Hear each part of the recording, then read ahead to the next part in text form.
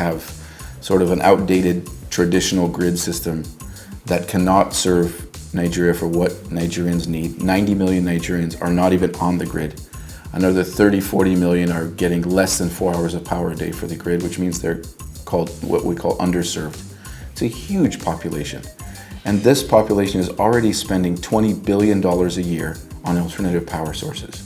So why not tap into that? Why not tap into that and provide the clean energy solutions that are affordable, reliable? We are ourselves demonstrating the energy transition and putting our office on solar. It'll be the first Shell facility in Nigeria that is on solar.